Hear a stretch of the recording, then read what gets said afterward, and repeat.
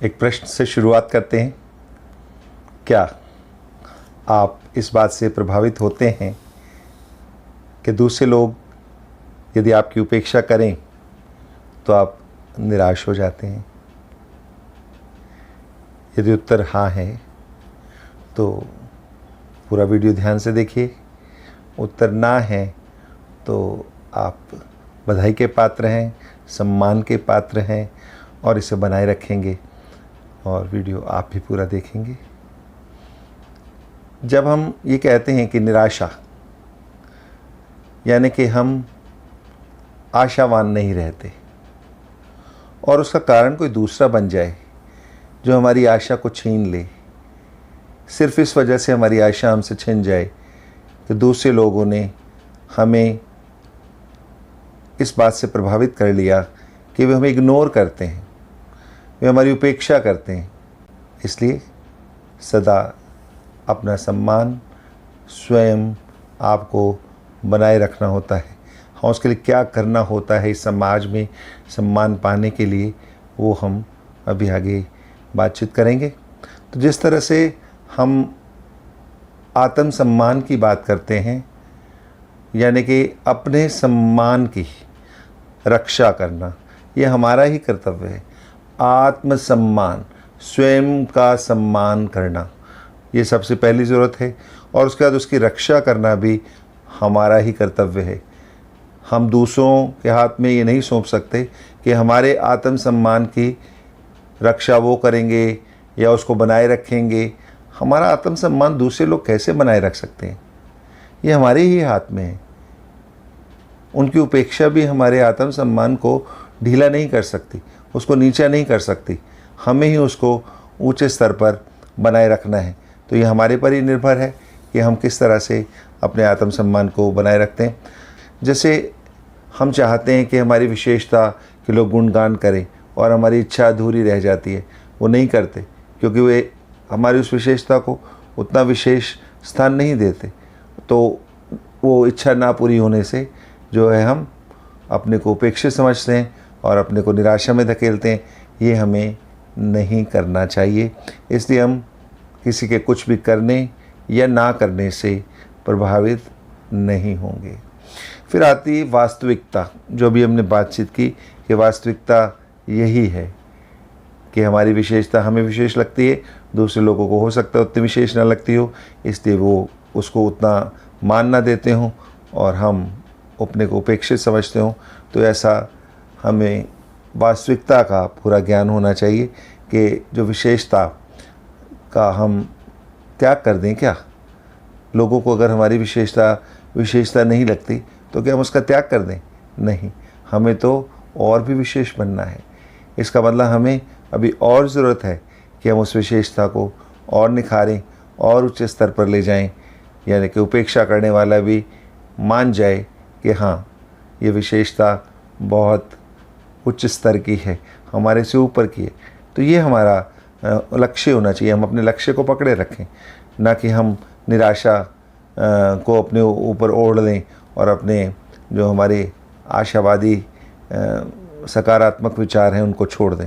तो इस तरह से हम अपनी विशेषता को बनाए रखेंगे और उसका और भी स्तर ऊंचा उठाएंगे, यानी कि जो अपनी रचना है उसको स्वीकृत करेंगे।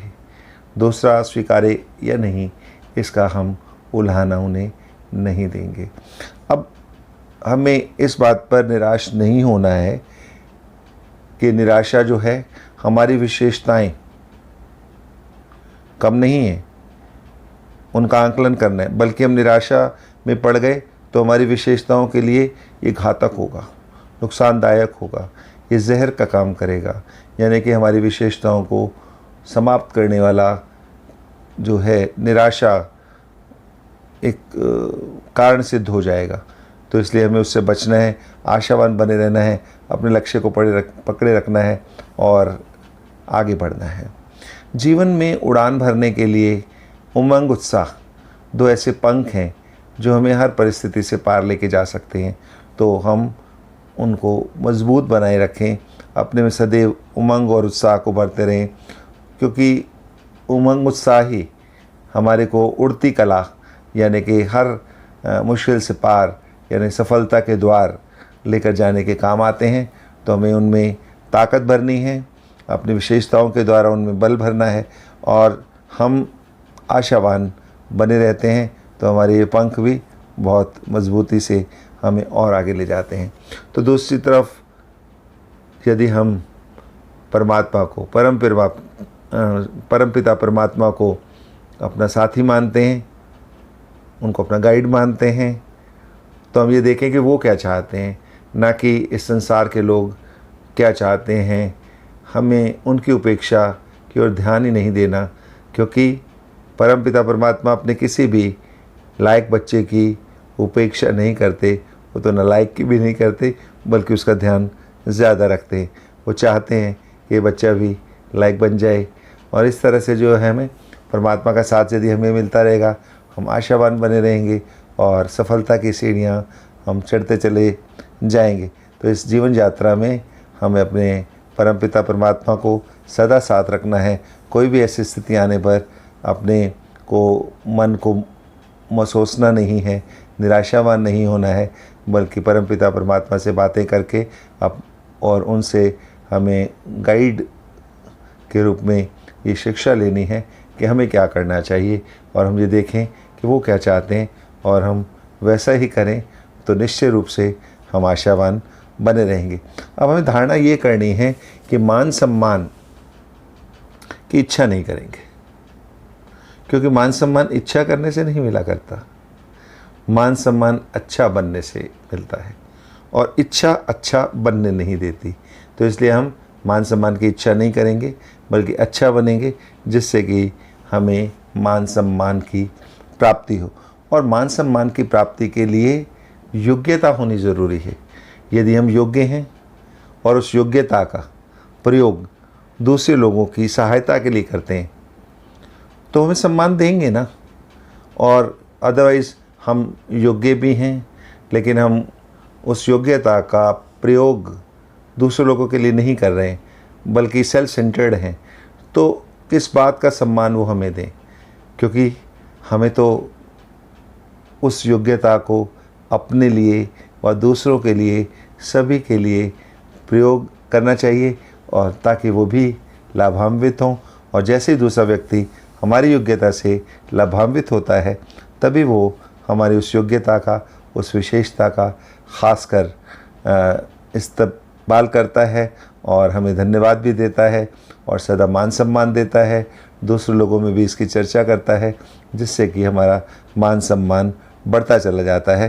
तो इस तरह से जो है, हम जब अपनी योग्यता दूसरों को फ़ायदा पहुंचाने के लिए यूज़ करते हैं, हमें मान सम्मान मिलता है। इसी तरह से यदि दूसरे लोग अपनी योग्यता द्वारा हमें लाभान्वित करते हैं, हमें फ़ायदा पहुंचाते हैं या हमें फ़ायदा पहुंच जाता है, तो उस केस में भी जो है हमें उनका भी सम्मान करना चाहिए, क्योंकि वे भी सम्मान के पात्र हैं।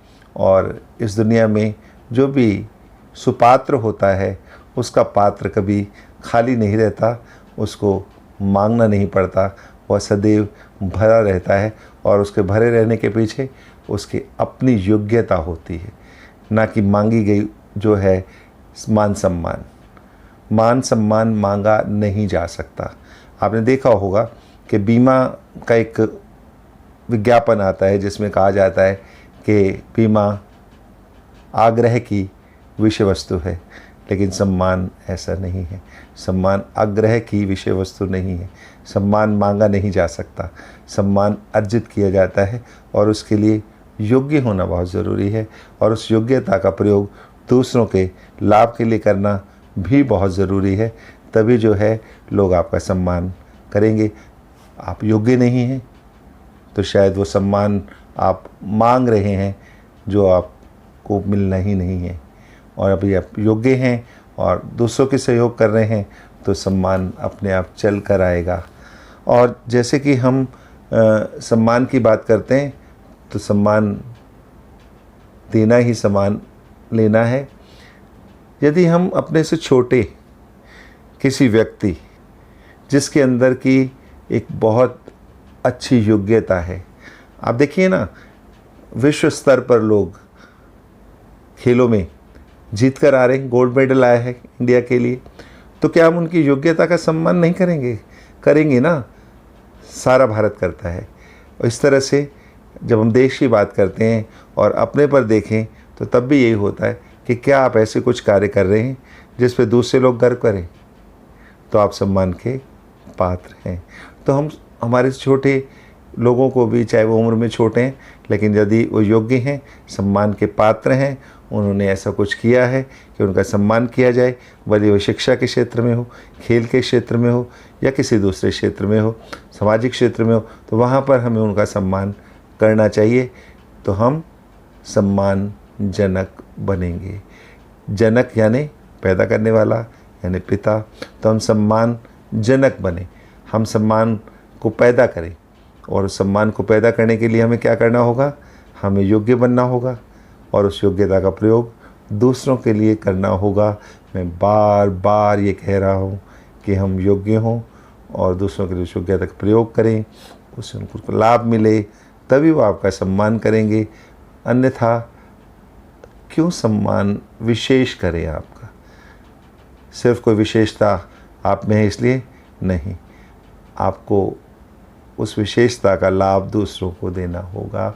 लाभ मिलेगा तभी लोग मान सम्मान देंगे, और ये लेन देन का विषय है। और यदि आप सम्मानजनक बन गए, यानी सम्मान को पैदा करने वाले, तो इसका मतलब सबसे पहले दूसरों को सम्मान देंगे, और जब आप दूसरों को सम्मान देंगे तो ये वापस लौट कर आएगा। सिर्फ यही एक कारण ही आपको सम्मानीय बना देगा कि आप सम्मानजनक हैं, दूसरों को सम्मान देते हैं। इस तरह से जो है हम सम्मान देते रहेंगे, लेते रहेंगे, अपनी योग्यता को बढ़ाते रहेंगे, उस योग्यता का प्रयोग दूसरों के लिए और अपने लिए करते रहेंगे और आगे बढ़ते रहेंगे। तो इस चैनल से भी यदि आपको कुछ सहयोग मिल रहा हो अपने को और एलिवेट करने के लिए, तो आप इस चैनल को सब्सक्राइब कीजिए। यदि अभी तक नहीं किया, कर दिया है तो बहुत बहुत धन्यवाद। नहीं किया तो नीचे सब्सक्राइब लिखा है, आप उसको प्रेस कीजिए, उसमें डी लग जाएगा, सब्सक्राइब्ड हो जाएगा। और लाइक और शेयर कीजिए। शेयर करने से आप भी सम्मानीय बनेंगे, लोगों को पता लगेगा कि आप किस तरह से चाहते हैं कि वो भी लाभान्वित हों। तो इसलिए शेयर ज़रूर कीजिए, लाइक कीजिए। धन्यवाद। फिर मिलेंगे और किसी विषय के साथ एक दूसरे के विचारों की लेन देन करते हुए। ओम शांति।